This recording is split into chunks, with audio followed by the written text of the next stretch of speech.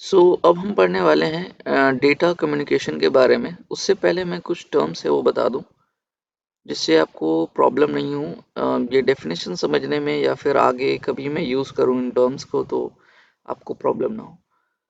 So any addressable device on network nodes के बारे में ये। तो बेसिकली कोई भी एड्रेसेबल डिवाइस नेटवर्क पे जो रिसीव कर सकता है डेटा को या पैकेट को, ठीक है, अक्रॉस नेटवर्क या सेंड कर सकता है, तो ये चीज़ कहलाती है हमारी नोड्स, राइट। सो एड्रेसेबल डिवाइस का मतलब ये है, बेसिकली ये कंफ्यूज होने की ज़रूरत नहीं है। ओके, सो मतलब कोई भी ऐसा डिवाइस जिसमें आईपी उसका गिवन हो, ठीक है, या फिर उसका मैक एड्रेस हो, कोई भी एड्रेस हो उसका जिससे हम उससे कम्युनिकेट कर पाए नेटवर्क पे, राइट। तो ये चीज़ है। ऑलराइट, सो यहाँ पे ना दो चीज़ आती है इसके अंदर, एंड नोड्स और इंटरमीडियरी नोड्स। अब ये क्या होते हैं? आप यहाँ से डेफिनेशन देख सकते हैं, तो मैं बस सिंपली यहाँ से समझा देता हूँ डायग्राम से। इंटरमीडियरी मतलब कि कम्युनिकेशन में कुछ सपोर्ट प्रोवाइड कर रहा है, ठीक है। जैसे फायरवॉल है, ये कम्युनिकेशन में सपोर्ट इसका ये है कि वो अनऑथराइज्ड पार्टी को ब्लॉक कर रहा है कोई भी रूल्स के तहत, राइट। तो ये चीज आती है हमारी फायरवॉल, ठीक है। ये एंड डिवाइस नहीं है, एक एंड नोड नहीं है, ये एक इंटरमीडियरी नोड्स है जो कि कम्युनिकेशन में कुछ सपोर्ट, कुछ इसका कंट्रीब्यूशन, ठीक है। उसी तरीके से राउटर, राउटर का भी कंट्रीब्यूशन है कि वो डिफरेंट डिफरेंट जो हमारा ये है डिवाइस, उसको कनेक्शन प्रोवाइड करता है वायरलेसली और सिक्योर भी रखता है, ठीक है। बेसिकली इसमें बहुत सारी चीज़ इंटीग्रेटेड होती है, मैं इसको डिटेल में बताऊंगा जब भी हमारा नेक्स्ट वीडियो होगा उसमें। उसी तरीके से हब है, तो ये सब चीज़ें जो है ना हमारे इंटरमीडियरी नोड्स है। एंड डिवाइसेस क्या, एंड या एंड नोड्स क्या है, वो ये हैं, ठीक है। क्लाइंट्स, लैपटॉप, डेस्कटॉप जो हम डायरेक्टली यूज कर रहे होते हैं, ठीक है। तो ये बेसिकली होते हैं एंड नोड। और जैसे कि यहाँ पे डेफिनेशन में भी लिखा है कि are the starting point as well as the end point of communication. तो ये होता है हमारा end node, right. Starting point होता है जिसे हम वेबसाइट विजिट कर रहे हैं, फॉर एग्जांपल google.com, तो we are the initiator, right. और हम ही स्टार्ट पॉइंट कर रहे हैं, और हम उधर से जो सर्वर रिप्लाई कर रहा है वो हमारे पास आ रही है डायरेक्टली। बट जिस रूट से आती है, जो चीज़ें हेल्प करती है हम तक वो इन्फॉर्मेशन पहुंचने में, ठीक है, वो बीच में बहुत सारे राउटर्स होते हैं, स्विचेस होते हैं, कुछ फायरवॉल्स भी होंगे। विल सी कि फायरवॉल्स कैसे इंट्रोड्यूस यहाँ पे हुआ, ठीक है। ब्रिजेस होते हैं, तो बहुत सारी चीज़ें होती हैं जो कम्युनिकेशन में यूज़ होती है और अ, हम तक वो इंफॉर्मेशन पहुंचने में हेल्प करती है, राइट। ये चीज़ इंटरमीडियरी नोड्स के अंदर आती है। इसी तरीके से होस्ट होते हैं। होस्ट बेसिकली क्या होता है? प्रोवाइडर, ठीक है। एक नेटवर्क में एक प्रोवाइडर होता है जो किसी भी एप्लीकेशन या सर्विस को दूसरे होस्ट या फिर दूसरे नोड को कुछ सर्विस कुछ प्रोवाइड कर रहा होता है। फॉर एग्जांपल यहाँ पे देखें तो ये एक सर्वर है, राइट। अभी सर्वर का काम ये है कि इनसे जो भी कनेक्टेड होंगे उनको वो सर्विस प्रोवाइड करेगा। मे बी अगर ये वेब सर्वर है तो ये जो भी यहाँ पे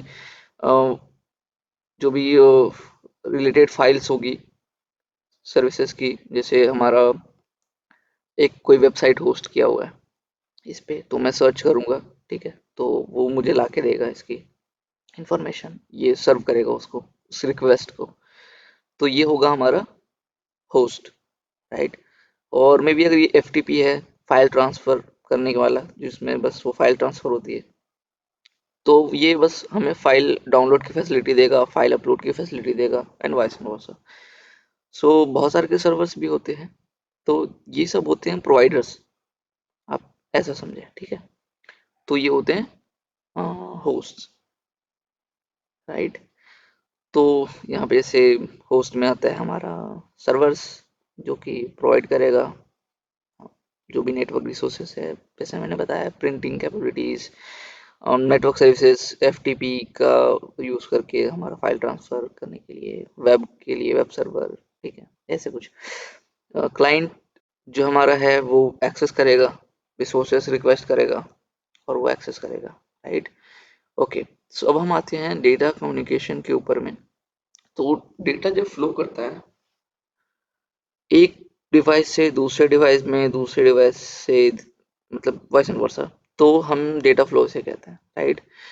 तो इसके ना टाइप्स होते हैं, और ये चीज़ जो मैं बता रहा हूँ ये बहुत ही इंपॉर्टेंट चीज़ें हैं, क्योंकि ये आगे चल के मैं इसके बारे में आपको दोबारा रिमाइंड कराऊंगा कि ये इसका कहाँ यूज़ है, और ओएसआई में ये कहाँ लाइक करता है, या टीसीपी आईपी में इसका कहाँ पे पर्टिकुलर रोल है, ठीक है। तो वो चीज़ भी हम देखेंगे।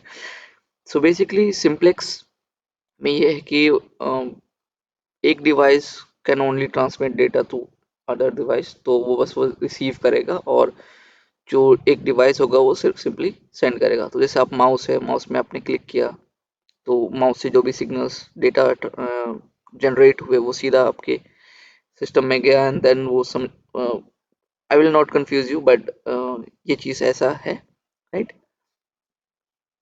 यहाँ जब भी आप माउस या कीबोर्ड से की स्ट्रोक्स वगैरह जाता है तो ये सिंपली आप बस इससे डेटा सेंड कर सकते हो, राइट। मैं जनरल कीबोर्ड की बात कर रहा हूँ, और क्योंकि अभी मार्केट में बहुत से ऐसे एडवांस कीबोर्ड भी आ गए जो कि डेटा आपका रिसीव ही कर सकते हैं।